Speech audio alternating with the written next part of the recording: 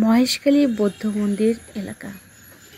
আসলে মহেশখালী এমন একটি দ্বীপ এবং এখানে বিভিন্ন ধরনের ঐতিহাসিক স্থাপনা জায়গা রয়েছে, যেগুলি মানুষের আসলে মন কাড়ে।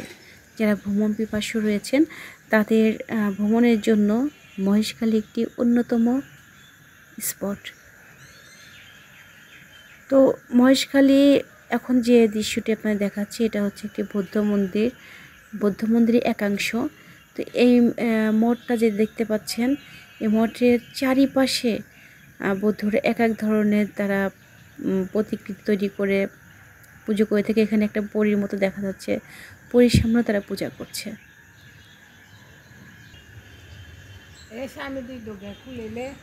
এই মন্দিরটি বাংলাদেশের কক্সবাজার জেলার মহেশখালী উপজেলায় অবস্থিত। এটি একটি বৌদ্ধ মন্দির। মন্দিরটি বাংলাদেশের অন্যতম প্রাচীন এবং এটি আনুমানিক 15 শতকের দিকে নির্মাণ করা হয়েছে। দেখুন এখানে আরেকটা মূর্তি রয়েছে। এক এক ধরনের স্থাপনা দিয়ে তারা, এটা কি আমি জানি না, এটার আকৃতিটা কি বৌদ্ধরাই জানে। মহেশখালী বৌদ্ধ মন্দিরটি একটি সুন্দর স্থাপনা, যেখানে বৌদ্ধ ধর্মের বিভিন্ন প্রতীক রয়েছে। দেখেন বিভিন্ন ধরনের প্রতীক, এখানে হাতি রয়েছে, হাতিকে কেন্দ্র করে তারা পূজা করছে।